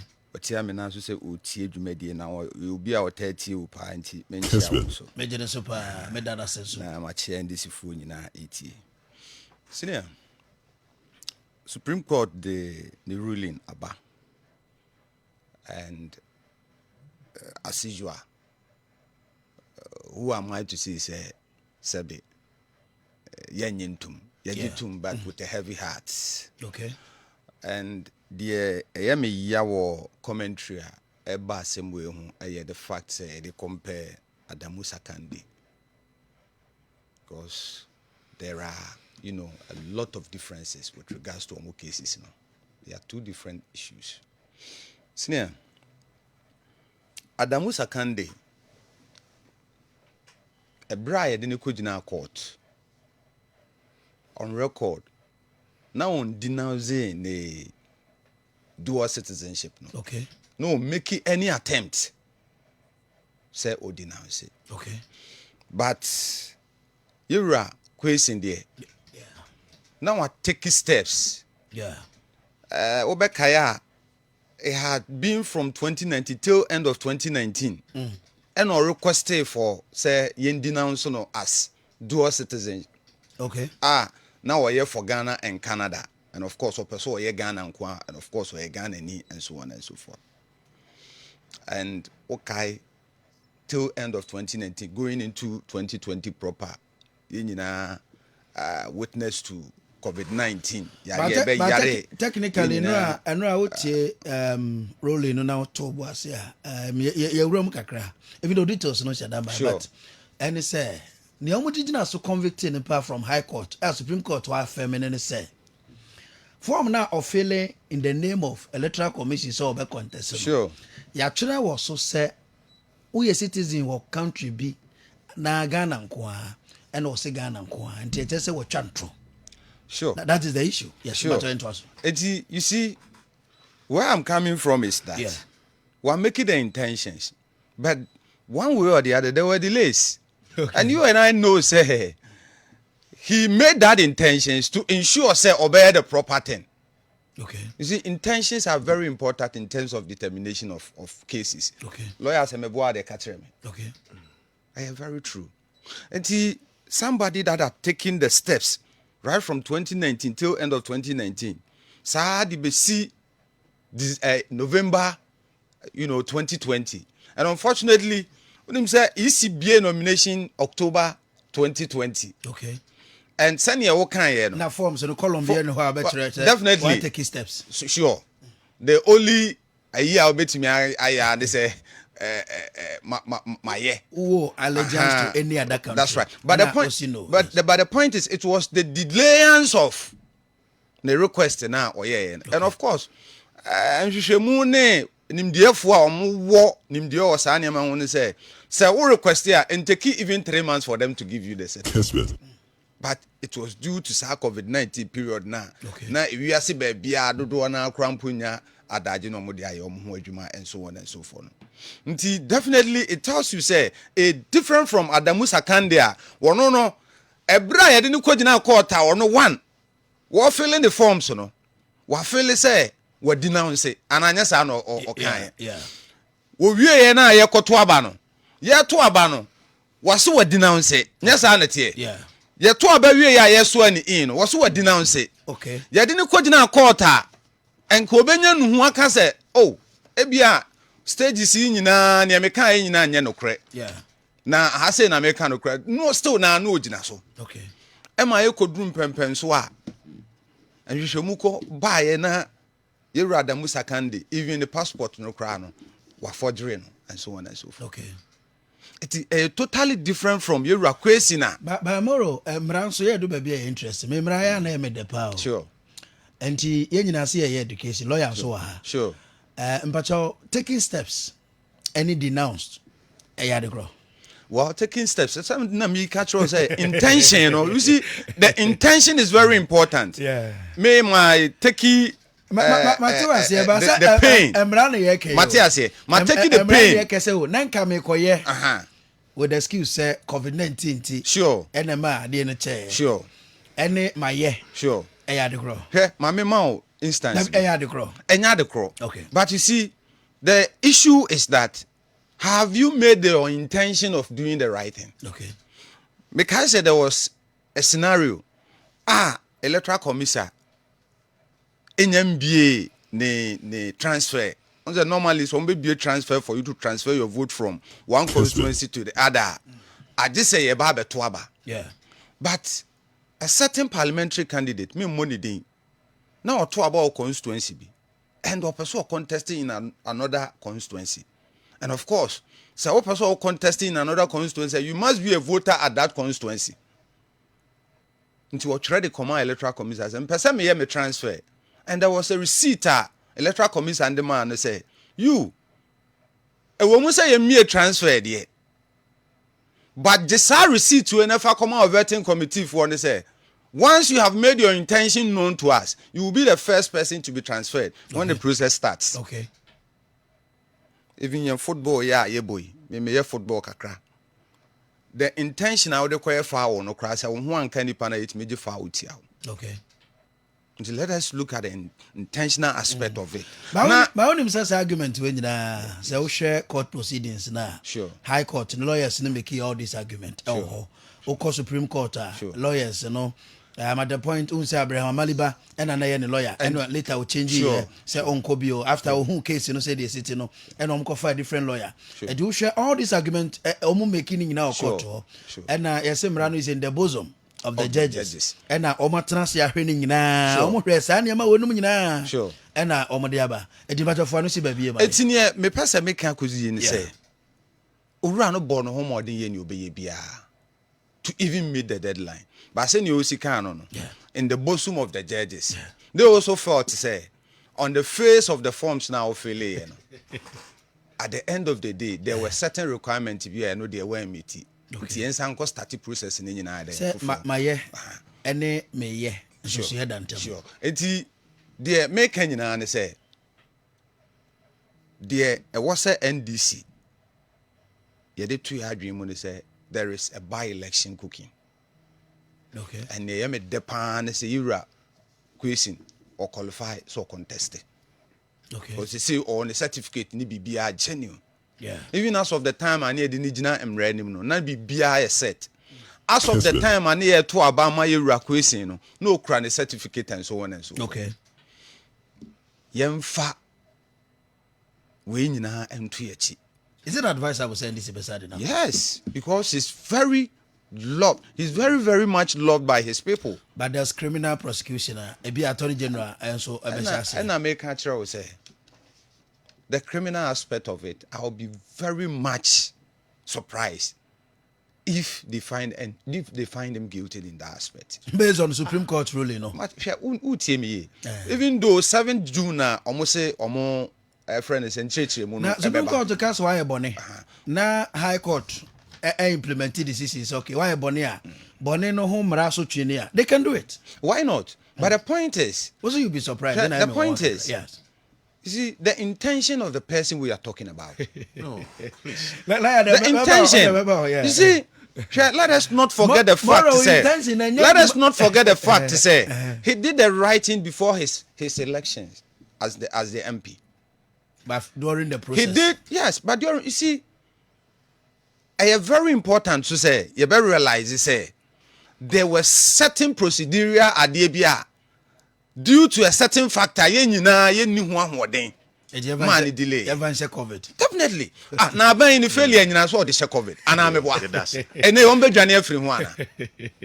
And of course, therefore, answer call Thomas Shensen once, Sana, COVID. Therefore, I want him deal was a medical catch or almost say, when you put in the request, it doesn't even take you up to 3 months for you to get the certificate. Okay. But due to COVID-19 and so on and so forth, a delay more than 1 year. Okay.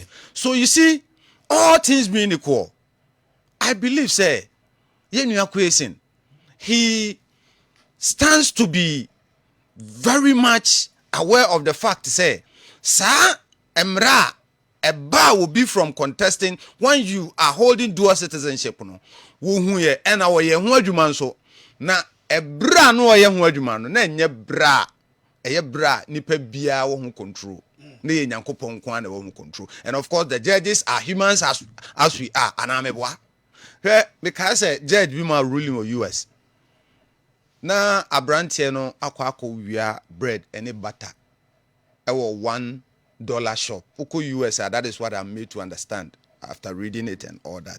Uko US there is a $1 shop awurawa pound on the $1, a book no $1. Or irrespective of the fact, say $1 no, or far bread and a butter no die. Now one day prosecuted him. Now during the process of prosecution, the reason why or yes, or say come, and he has records of a new man apply to turning it down. Okay.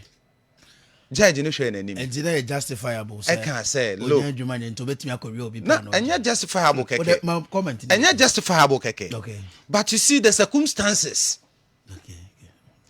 The circumstances. And about Boabonio. I mean more about Vanessa Akuoko University. Sure. But the application letter co company A. Sure. Company B, baby I'm ko B I am family. Sure.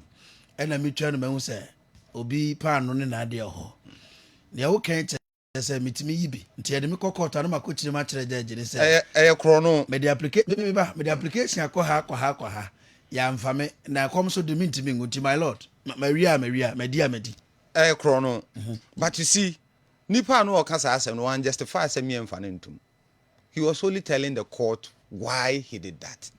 And the judge saw him run over the bosom of the judge and he saw it to be that look. As for this one, that we can temper justice with mercy. Okay. Okay. Has it not been an issue at some instances? Lawyer, that's what court to be lawyer meboa. There have been instances, sir. But this is constitutional. This is the constitutional provision assembly. Absolutely. Absolutely. More what point? The issue no be say about IMF. So but you can constitutional provision. What constitution mo? So we share some provision na. Ya said that almost share that the shame for a very good reason. Uti interpretations aba obetime a lot of cases obe cite examples amode atoto to ho. Ruling no ba will get all those things your judges no your laws no omo consider say na omo come out but who they to no. Yes, but it is a constitutional provision. Yes. But the point still remains irrespective of the fact say glaring for everybody to read it. The judge still interprets it. Okay. And there are processes judge no be take it through and sana wa judge anameboa. All this process will take into account certain things generating the judgment anameboa. Okay. And I make us say, look, in the right form of judgment, what say ebra na ye at the end, even though you had good intentions, that is your argument. You had good intentions, you had tried, due to circumstances binti won sent me anya de anka. But when you were filling the form, it was not on record say on side de aka. Enti yen sisan bibia wo se wonya MPBO. But the point still remains, say. Sinekuoko. Emoro. Papa no. Year to abano. 2020, 7th December. Year to abano. No kutane certificate. But I don't say election a process. Yes, a process. Okay. So data of filing is very important. Yes. That is why a Mensa versus Electoral Commission. Yes. A coba say, ya man a crime and I'm filing time and also filing. You know, say, is it 2008 or 2009? Now it's assembly election, no, or more HM, Electoral Commission compare days for about 2.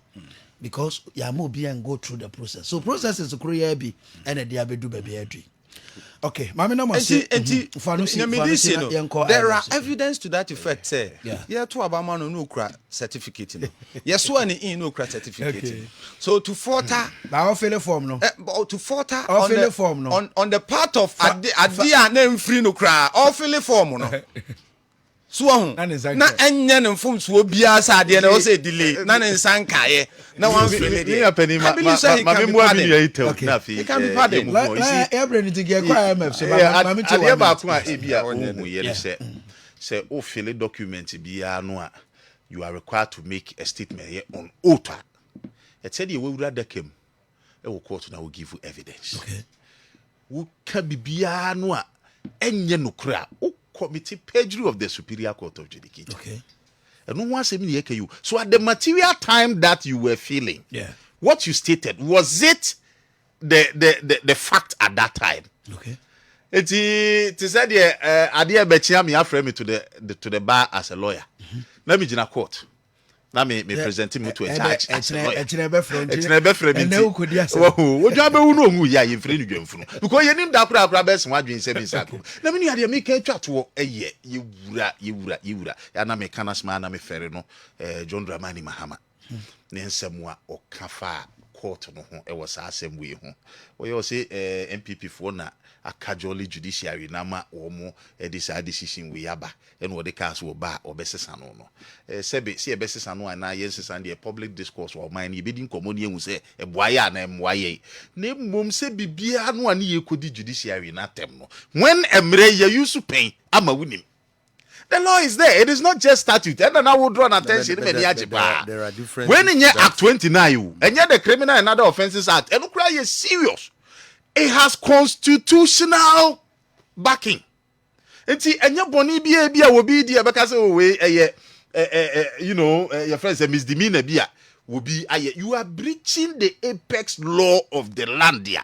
And what consequences? Constitution mu baby all kase obi ye we ya yenku no sa constitution we ekum nipa ukwa article 3 a what tell them say see am ni moro ti hai na moro kan sem bi ma meti say me free ha me ni nkofo bi ahia ye kofa tuo bi ani etu aban see emra ne say I should end his life if I'm able to me nyene nkwan free ne sem if he's preparing or in the process of overthrowing the government, any part of the government, this constitution or any part of the constitution, I should bring his life to an abrupt end.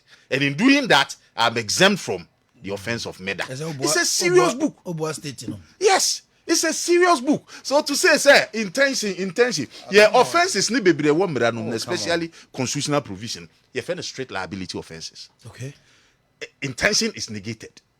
But intention is negated. Part of the law. And you're strict, anyway. You see, there were offenses here. And you ne kabo mienya criminal culpability. You find the mens rea, which is the intention now. And the actus reus. So you it an act and then intention. Okay. But a lot of these serious offenses. You see, I'm not talking as a politician. I'm not talking as a politician. Yeah. I'm telling you that this provision is straight liability. Okay. It's a defilement. Intention, yeah. Negated. And in fact, that is the law. Okay. And so the NDC will help Papadum more by putting up a very good discourse and a very, even the accountants. It will help because the judges, they are also part of society. They read, they see any idea. Say, you know, say, oh, the media is say, I feel for the man. He's not in my party. But the consequence, I feel for him. But then I am also happy, say, Constitution, because we are not young. Okay. Until any mammy, one more, na no, young baby. Ye kro na nye clear said ye beya wo bi nkonko ye biu na panino so ebia bibia ye beya wono so benya ni tie didi mu no na nko eso okoda fi ase de yenhwe na mom si ye ba beka se MPP for na so judges num coming from a person like John Dramani Mahama, he's not even helping. It's ye ndisi ni ntimrani nto ntwene na alaji sakande de yemfa ntum ana ko ye obi fufuro bia de yemfa ntum. That shouldn't be coming from an ex-president. Well, thank you very much. Lawyer Mamisha say wow IMF Ababedru $600 million by the end of this month. And 18th year, when you say, here be better TF no de na sikanaba. And but mamintio. Yo, bini apende me dase. Enwana ni yehwe ni mu. Se ebeba. Na nukure womuhwe ya ho boa no so. Womuhunu se ehia se wo se wo mo de maye ne se fata. Enyu bia no wabo IMF prumu aye bie no. Adie baako a wo se yehunu no nyubia up till now I think Zambia wo mu da so staff level e kro mu nuru yempo na ya bibie puno na mo aba board approval and more than 50 countries ya wo mu bo IMF promo sesi ya no we are one of the earliest ya wo mu ehunu se ye se wo mu nso ebeso yasene na o mabo ya baso wo yankasa ya ho boa ya boa no ehu na di wo mu no a ema enkomo no eye profound no ene se wo mu ehunu yankasa ya ho boa ya ye no ofie wo hu se IMF no metaka se enye se yete wa na yesi ye twen sika se beba yankasa ye tu ho anamon a ye di ye fie yie yesi obi beboa wa nte se de wa boa wo ho enti sika no nyama ye nimpo no omanfo be di adanse ye se the journey of economic recovery no asase de on se sika no nyanto ya accounts mu na emom fuel no bebi ekoduru ye no ya ye ho nhihye ya ma abafom a eguso a ekofom okay bebi a dollar no na ehurihuri hum ekogina ye no ya ye ho adwuma ma sesei agina a enhuri bie mu nti ama ne ma bo no a na eye den no enso atumi agina inflation baby ane nenam no ya ye ho adwuma ma in fact you expect say ebeko is around 41%. Okay. You expect say ebeko less than 38% in the coming weeks. All these things we've been able to do proud to the coming of IMF program no. Enti IMF no ye eba be augment yen. Ne mo nya se no an ye te won ye nsase ye dam rifam se ye twen IMF. Na hwe baby aba be duru sesi ya no a woman ya because you build it to a certain level. Of course, we will admit say it has come at a cost.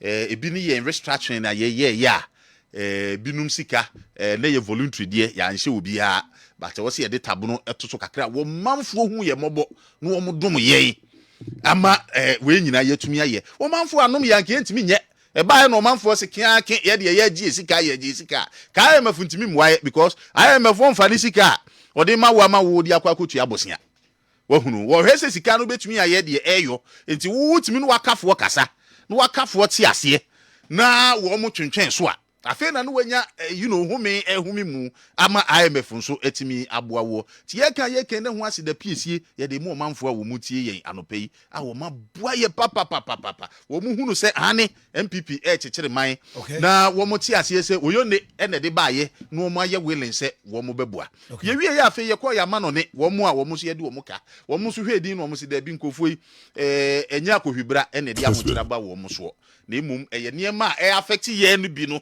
ena affect wo mu na ye bibire mu nti affect wo mo effect no ye more than 3 times nti ye hwe na wo mo so ye moa wo mo se bi nyu obi na okona kafo ho no okokasa yetie obi okona kafo okotie okasa mi yetie ye obi a ye hunu se genuinely no ni situation no nya de wo no ankasa akotam de aba beto no ho so ai no so omama ye the greatest assurance say enya de a wo mo be demand wo mo yi no at the due date here all the financial assurances no so aba de bi akoto IMF ani mu afi de kwanu mu ada ho se wo mo so edi we no ebe argument here yedwuma de we no de bre yen the policy credibility no any afi assurances of your foreign reserves ya afi obi abenya kukuduro ni yedi edwa because there's a collateral you will be owa etimi di ho to so wo man ya wo reserves e diplo obi ampeso onu be didwa because it is yes wo kra wade bi ani wo hunu it's like you don't emremu ya na say you don't deal with a man of straw obi a woni hwe no ukoji judgment ya no kra wuntimi enforce judgment no nipa bi sa obi ampeso onu be didwa so all these things no ebe ma yen that credibility afi enkofo be hunu say oh Ghana yetimi boy ho so afi economic recovery no ba be double up nti eye ni jesem na afi nso ho ne ma bia nso a yede ka ho no yede ka ho ama speed ya ye achieve in bringing the cost of living down no ye enre ya minu apani wo te say ka buo no ashintiade no yate so 10% here it is even going to go down more as the fuel prices perform and those fuel so are the determinants of yen cost of ye tu mu ana niema nti no be ba form ana fe ama niema tai MPP be ye wa hunu ye wo ho ahoden de na minu apani me ye sure say wutwa weni so all around no wa hunu de wiase nyina ye including yen Switzerland the hub of financial is it the financial hub of the world that banks are any idea they are suffering bikra no now are at the verge of collapse US nancy I would say the Silicon Valley banking a year and also so banks in the US they are at the threat of liquidation. Kessben. Big banks wo kwesi kokokru mu a wo mo enya liquidity problems here. Bi kuraje se aban no ebe mu eni ade enye Ghana nko wahunu na ye de ne se yetumi agina brane na se bi mami oye IMF boss ya wono onye Ghana ni na minu amuru akoka se bia wo twantro to favor aban ono no hwe ya wo hunu se wo haw no wo Ghana no enye akohwibra na de haw no aba na emom niema efira amonone na ato ahye wo muso no ono anso ne flag bearer Owura John Dramani Mahama ekopi abruchiri ekoye lecture wo university ono ahu so wadurubru ni krom ti wo kan no kre se Russia ni Ukraine tokwa no any covid no a na bibire bi ni na ebeto hye ye so no in fact ahaye pa ba wo tra play mu beduru Ghana na ha de se bibia omu yen na wonim se ye wo short memory nti obade anu asesa na no no oba be ka se akohwibra ene de aba na mmomokọ abruchi de wankasa akohwibra wo ogitum se genuinely sa de wi na ama no aba ti menu ye nyina bebo e ho aba so lawyer na afi ye nyina ye fo na me call Samoro IMF aba until senior o men ye tinsem o dunyame ade achi bia ye tinsem na ade tini anti asem so anate se ne wiase ne o so na nipa kran so ni ho tinsem na ne beti ade de akusi awie yeah anya sa dan ka menya sure say yinua lawyer our represent MPP kana ni baji se ne nke wo IMF oh yes o magana fo hu se sebe wo aye de amemu no be ma wo betumi ka ko IMF no na woni adwene edibu man o mo kan me bo a de ka kire me yetete yes. And why are we there right now? The engineer ho. Onim. Sa IMF sikaya ebe $600 million. Yeah, first tranche. Ebe ma ye ho akire ye more pe omo ankasa nsem omo kae. Enre ya unu say PURC. Electricity ne 18.36%. Electricity increment 18.36%. And whereas omudi kenke celebrate the exit of IMF no almost bon Akuoko mpe asan kura IMF unim de bia na meka sa ban we adwene di bu man ankasa no omo ankasa no mo nhye da ni bi o wodim ne ntia because you see yede oman ne hye omo sa 2017 no sine Akuoko wutie ne ye pa bajo etie pa na Ghana wo IMF bastardize the elsewhere administration led by His Excellency John Dramani Mahama say what they Ghana kose IMF nanka IMF you so President Mahama edi ekoshem up to 2017 and anke be ezete omo buy no mo extended the call 2019 and he hesitate IMF.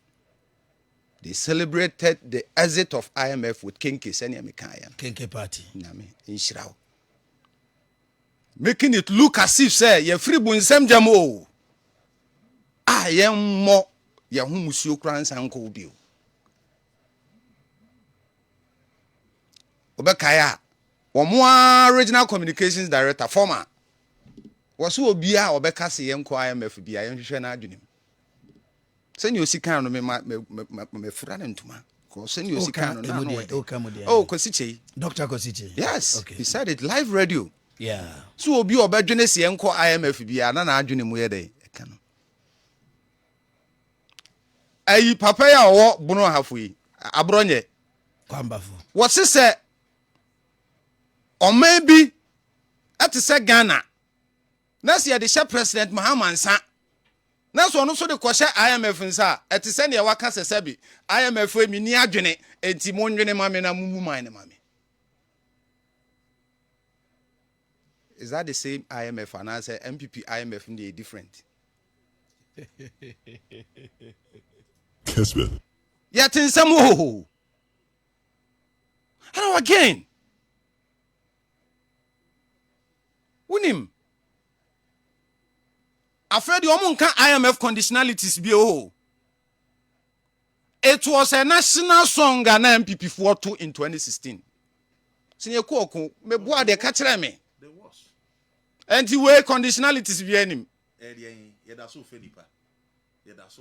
Lion Pacho, you have 3 minutes to wrap up the whole show. Tomorrow make you point. You have 3 minutes. Senior Akuoko. And a medical catcher say, and the utility. I increment about 18%. My board percentage number 18.36%. Oh, Nyabutre. Please don't mislead. Oh, please. Senior. Sabi, ye ko IMF ami ho atoye ni bi no. Is it ye ko tia o? Ti o ka ko sise. Ni me kan ko sia ne say. Yeah. Say IMF enye ewo President Mahama Apenswa. Okay. Why is it good this time? Why are they celebrating the fact to say? Almost say omo de no de enye say omo te hwa na omo koye. COVID-19 Ukraine Russia war is justifiable. Na Bruni no kro de sika na omo no so kan. Enti omo de na different from the Mahama ekoye no. Unim. What a debt restructuring that in the Fourth Republic. Oh, and apart from a ben what be that now when I see any sad debt restructuring it didn't know see any IMF it tells you the reason why you IMF a kabubro boy and of course a cow boy up to 2019 COVID debt to GDP there's 70% when himself on my peniku for the Ghana call HEPIC when another debt to GDP is 61%. They had collapsed the economy even before COVID, Russia-Ukraine war. And they are not shameful to always blame their failure on something. Yeah, to Obama or Momba 2017, the blame was on President Mahama. Me boa dia kachere me. Me was afinemu and I'm implementing free SHS. Mu yadwuma be na mu nya sika no. Sa afinemu and Eniema bebre mu ye safina mu and until end of 2017 mu talking growth to 7% and ameboa adwuma be na mo ye but you now see for mama me until this no na yapon etinia me kan nyina ne say yes na yapon Ghana for yeah say ya da ambulance mo kwa kuduru IMF yen hye sapo mu nsuo bullet ba ko ne de aboye no increment in terms of electricity yatum gas a yɛde no aduane ɛne kora de yɛsen ke encourage sɛ enua kakra na sabi mo yɛ galamsey wɔ mpp fo mo yɛ galamsey wɔ mu a mo twetwa nua ne nyina no ntino ke nya bidie hye ne yuzu gas ana meboa ɛne yatum 18%. Enti yenhye yɛsapɔ mu nsuo. Okay. They are celebrating IMF because Sikanaba ombetimi ache kakra dit sene Sanerugu PC MPP 2020 be ka kire ye say COVID sikanaba ye chema omo na ne de ne sha onya ye 50,000 as PC ne sha a o say nya ye doubles as the deputy regional chairman of the MPP. No? Okay. The same thing as about, but the reality on the ordinary Ghanaian there, bread. Okay. Mani hunu, kodana. Almost say yate, cash. Sir Imoro, NDC communication team member, Imoro Yakubu, Ena Nidin, Enono, the donor friend, Sir Imoro. Lawyer Kwabena Boateng, legal practitioner, private legal practitioner, Osaya MPP second vice chairman, Ewo Draben. Ejoso mom. Anope sampeni for him the foi and anope mbeboama Eddie Kessben ma chidumedi ebrem. Ye from Kwabena Akuoko Kwarteng. Mutie o Kessben 93.3 FM. Yapo wen ukọ Facebook e o Kessben FM. Na yema ebobo so anope nyina no. Obenya bi etie mememu so ama abrante tenten kokọ ahofedua osikuro mu ana emani age na omupu behwe no saa na no a menene ko aye bi ase mai dimirika kikiki mikopejo la kahwe no dimirika saa behwe no na mehu se mema bi ti ho omo se akwa we nso pa jo $90 ka no omo dimirika behwe no saa no na se mema no adwa but na to ne bo ase no so oyi atia so ontewe na ne dia waje nti ne ho ahi Jola Kabetana Sena or the sports no the Akabiano atwaso amamo. Yami Adama China no power the chair. Tonight Friday, a best I sing could be. Mamina director, Stephen Kwarteng, producer,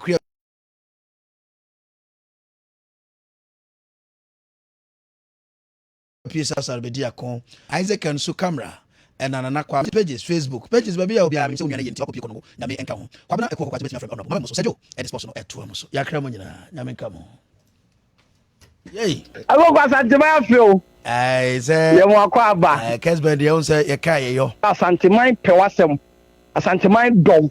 Inti waba, you want Kwaba more sitting. Cook and queen. We'll be right back. We'll be right back. Gotta pay some bills. Say you can say Dominion herbal powder emma immune system and then kwabo wo ni pedua mu ne yeden na ne senti what adi ya resun kunimu a ehu adanse bi ni o adron the fine pa manum bi tina me di ho adanse no enya ye say me say Dominion herbal powder de ninia enya amanfo adanse enti na be kanfo ne aye e wo mi ni pedua mu no eburo madwen ene menti ase so emma Dominion herbal powder empa wo hu da biara da asem no anada ho no Dominion herbal powder enwanso anya wonsu ohia wo tea cup mu na da treketo Biagumu, what transit yanum. What we Angels Dominion Herbal Center one coco and a diaba, a painful, a baton more monuful, and in Quadawan in Field Miridu one come home. Dodo after 054 315 8195. FDA, Aji, a gradient cratui atum. Charlie Massa, Mammy number 8 chips, Cornelicorn, Snappy Snacks, any flakes nibi, a common demi rough, me ria, me coming in.